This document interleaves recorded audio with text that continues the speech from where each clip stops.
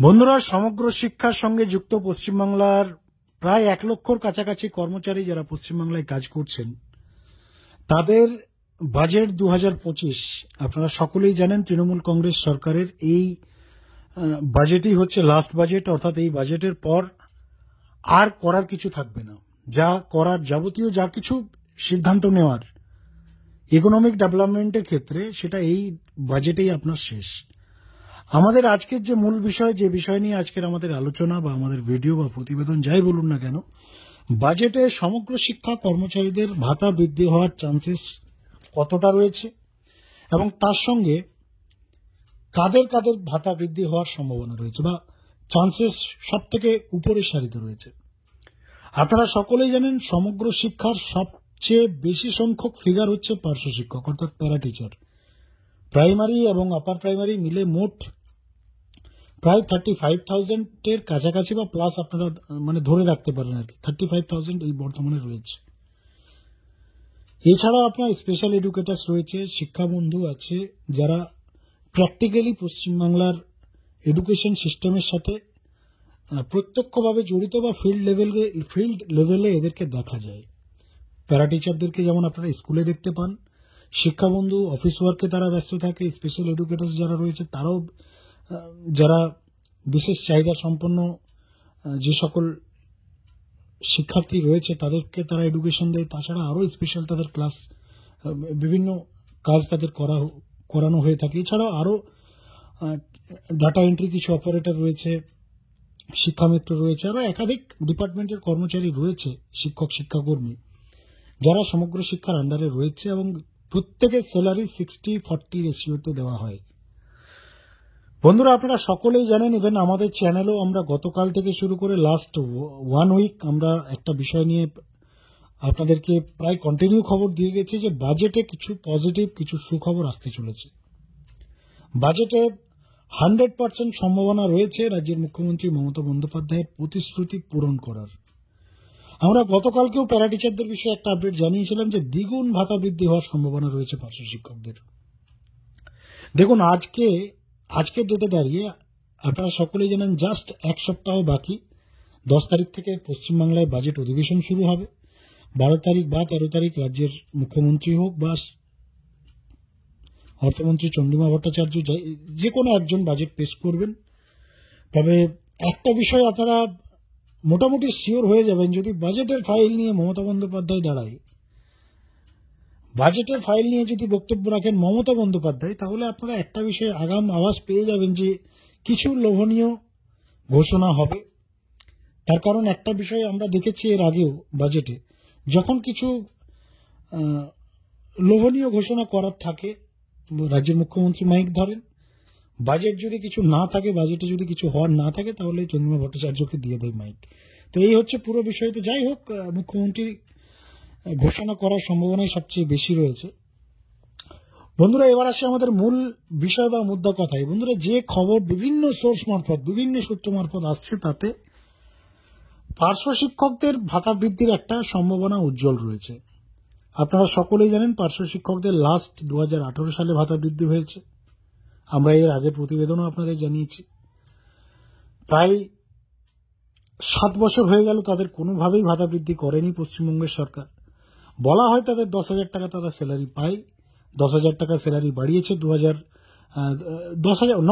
টাকা বাড়িয়েছে, 10,000 টাকা বাড়ায়নি। অ্যাকচুয়ালি তারা 2018 সালের আগে প্রাথমিকে 5,400 এবং আপার প্রাইমারিতে 7,400 টাকা স্যালারি পেত অলরেডি। সেটাকে বাড়িয়ে 10,000 করা হয়েছিল প্রাথমিকের ক্ষেত্রে এবং আপারে 13,000 টাকা। অর্থাৎ মমতা বন্দ্যোপাধ্যায়ের সরকার এসে 10,000 বাড়ায়নি। এই ধরনের একটা মিডিয়ার কাছে বা মিডিয়া হাউসের কাছে বা সাধারণ পাবলিকের কাছে এই ধরনের একটা খবর হাইলাইট করার চেষ্টা হয় অনেক সময় যে মমতা বন্দ্যোপাধ্যায় এসে 10,000 টাকা বাড়িয়ে দিয়েছে। ব্যাপারটা তো নয়, 5,400 থেকে 10,000 করেছে এবং তার সঙ্গে 7,400 থেকে 13,000 করেছে। এই বৃদ্ধিটা রাজ্যের মুখ্যমন্ত্রী করেছিলেন 2018 সালের পঞ্চায়েত ভোটের আগে। আর তার আগে যদি আমরা দেখি লাস্ট সেই 2010-এর আগে তৎকালীন বাম সরকার ওই 5,400 এবং 7,400 প্যারা টিচারদের করে গেছে। অর্থাৎ 2009-10 থেকে টানা 8 বছর তৃণমূল কংগ্রেস ক্ষমতায় আসে 11ই। 2009-এ মুখ্যমন্ত্রী প্রতিশ্রুতি দেয় পার্মানেন্ট করার, 11 থেকে 18 অর্থাৎ 8 বছর লেগে যায় মুখ্যমন্ত্রী মমতা বন্দ্যোপাধ্যায়ের পার্শ্ব শিক্ষকদের বেতন বৃদ্ধি করতে, যে পার্শ্ব শিক্ষকদের রাজ্যের মুখ্যমন্ত্রী 2009 সালে রানী রাসমণির সভাতে বড় বড় ভাষণ দিয়ে প্রতিশ্রুতি দিয়ে ক্ষমতায় এসেছিলেন। তো যাই হোক, সেটা তার ব্যক্তিগত, তার সরকারের নিজস্ব ব্যাপার, নিজস্ব সিদ্ধান্ত। এবার 2018 সালে ভাতা বৃদ্ধি করে এবং করার পর আমরা আবারও দেখলাম রাজ্যের মুখ্যমন্ত্রীকে ভাতা বৃদ্ধি করতে, এখনো খবর আসছে ভাতা বৃদ্ধি করেনি খাতায় কলমে, খবর আসছে যে আবারও 7 বছর বা 8 বছর পরে রাজ্যের মুখ্যমন্ত্রী ভাতা বৃদ্ধি করতে পারে, করতে চলেছেন বা করার সম্ভাবনা উজ্জ্বল রয়েছে প্যারা টিচারদের। এবং তার সঙ্গে শিক্ষাবন্ধু, স্পেশাল এডুকেটার্স, শিক্ষা মিত্র, শিক্ষাকর্মী আরও যারা রয়েছেন সমগ্র শিক্ষার আন্ডারে, প্রায় প্রত্যেকের কিছু না কিছু ভাতা বৃদ্ধি হওয়ার একটা উজ্জ্বল সম্ভাবনা বন্ধুরা রয়েছে। এবং তার সঙ্গে সবচেয়ে ইম্পর্টেন্ট বিষয়, বা যে বিষয় নিয়ে হয়তো কোনো মিডিয়া হাউসে খুব একটা আলোচনা হয়নি, যাদেরকে টোটালি হাইড করে রাখা হয়েছে, টোটালি ভুলে গেছে মিডিয়া হাউস, সেটা হচ্ছে এসএসকেএমএসকে শিক্ষক শিক্ষিকা। আপনারা সকলেই জানেন রিসেন্ট তাদের 3% ইনক্রিমেন্ট বৃদ্ধি হয়েছে।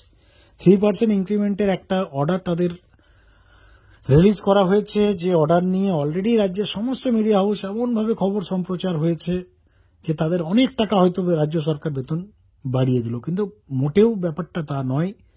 3% একটা রেগুলার তাদের অর্ডারের মধ্যে রয়েছে যে প্রতি বছর 3% যে মূল বেতন, সেই মূল বেতনে 3% তাদের বাড়ানো হবে। সেই অনুযায়ী এবছরও 3% প্রত্যেক বছরের ন্যায় এবছরও বাড়ানো হয়েছে। কোনো বেতন বা এক্সট্রা কোনো ভাতা বৃদ্ধি বা ইনক্রিমেন্ট রাজ্য সরকার করেনি।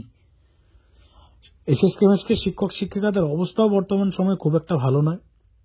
তারাও সকলেই বয়স্ক, সকলেই প্রায় রিটায়ারের দোরগোড়ায় এসে পৌঁছেছে, কারো 4 বছর, কারো 2 বছর, কারো 5 বছর চাকরি তাদের রয়েছে। আগামী দিনে হয়তো আজ নেক্সট 5 ইয়ার্স পর বা 10 ইয়ার্স পর হয়তো এসএসকেএমএসকে স্কুলগুলোতে হয়তো কোনো শিক্ষক শিক্ষিকাই হয়তো খুঁজে পাওয়া যাবে না, যা বর্তমানে আমরা ফিগার দেখছি।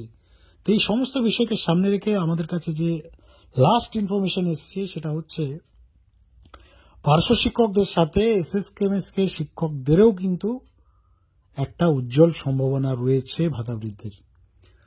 দেখুন, আবারও বলছি, সমস্ত বিষয়টা ফাইনালি জানা যাবে 12 তারিখ। 12 তারিখে এই সমস্ত যে খবর, এই খবর যে শুধু আমরাই সম্প্রচার করছি এমন নয়, রাজ্যের বর্তমান সময়ে top leading media house, main stream থেকে শুরু করে প্রিন্ট মিডিয়া, টেলিভিশন মিডিয়া, সকলে এই বিষয় নিয়ে প্রতিবেদন করেছে, খবর করেছে। আপনারা সেখানে গিয়েও খবর ওয়াচ করতে পারেন। এবং প্রত্যেকের সূত্র একটাই, সেটা হচ্ছে নবান্ন সূত্র মারফত সকলের খবর এবং সকলের বক্তব্য একটাই, যে কিছু একটা পজিটিভ সুখবর কন্ট্রাকচুয়ালদের জন্য নিয়ে আসছে, বিশেষ করে সমগ্র শিক্ষায়। দেখুন, কন্ট্রাকচুয়ালদের তো বেতন বাড়বে, এই নিয়ে আমরাও খবর করেছি, কিন্তু পার্শ্ব শিক্ষক, এসএসকেএমএসকে বা চুক্তিভিত্তিকদের বিষয় নিয়ে আমরা যদি একটু আলাদা করে কথা বলি, তাহলে সমগ্র শিক্ষা ডিপার্টমেন্ট অ্যান্ড রাজ্য সরকারের আদার্স কন্ট্রাকচুয়াল অনেক ফারাক রয়েছে, অনেক পার্থক্য রয়েছে। তো যার ফলস্বরূপ সমগ্র শিক্ষা ডিপার্টমেন্ট এমন একটা প্রজেক্ট, যে প্রজেক্ট কেন্দ্র এবং রাজ্য সরকারের যৌথ ফান্ডিংয়ে চলে। ইকোনমিক কিছু হেল্প রয়েছে রাজ্য সরকারের। এখানে কর্মচারীদের যদি রাজ্য সরকার মনে করে বেটার জায়গায় আমরা নিয়ে যাব, তাহলে অনায়াসেই সেটা করা যাবে বা করা সম্ভব। তার কারণ কিছু একটা ফান্ডিং তো আদার সাইড থেকেও আসছে। ধরুন, আপনি আপনার বাড়িতে একটা কাজের লোক রেখেছেন এবং সেই কাজের লোকের যদি পার ডে স্যালারি বা পার ডে দৈনিক মজুরি যদি 300 টাকা বা আমরা 500 টাকায় ধরে নিলাম, 500 টাকা যদি দৈনিক মজুরি হয়, আর সেখানে যদি আপনি 350 টাকার ব্যাকআপ পেয়ে যান, যে 350 টাকা আপনাকে অন্য কেউ দেবে এবং 150 টাকা আপনাকে দিতে হবে, তাহলে আপনি অনায়াসে সেই কাজের লোককে রাখতে পারবেন বা তার 500 টাকার যে স্যালারি দিতে আপনার কোনো অসুবিধা হবে না, আপনি আরামে দিতে পারবেন। ইভেন সেই দিক থেকে যদি আমরা কম্পেয়ার করি পার্শ্ব শিক্ষক বা সমগ্র শিক্ষার এমপ্লয়িজদের স্যালারি, ধরুন 40% রাজ্য সরকার শেয়ার করছে, এখানে 60% টাকা দিচ্ছে কেন্দ্র সরকার। তো সেখানে 60% যেখানে সেভ রাজ্য সরকার পাচ্ছে স্যালারির ক্ষেত্রে, সেখানে অনায়াসে একটা ভালো জায়গা, সম্মানজনক জায়গা রাজ্য সরকার চাইলে দিতে পারে এদেরকে। দেখার বিষয় 12 তারিখ কি ঘোষণা হচ্ছে রাজ্যের তরফ থেকে। বন্ধুরা, এই সমস্ত বিষয় নিয়ে আপনাদের প্রতিক্রিয়া লিখে জানাবেন এবং আমাদের ভিডিও, আমাদের প্রতিবেদন যদি ভালো লাগে অবশ্যই আমাদের ভিডিওকে একটা লাইক অবশ্যই করবেন এবং চ্যানেলে নতুন থাকলে যদি প্রয়োজন মনে করেন চ্যানেলটিকে সাবস্ক্রাইব করবেন।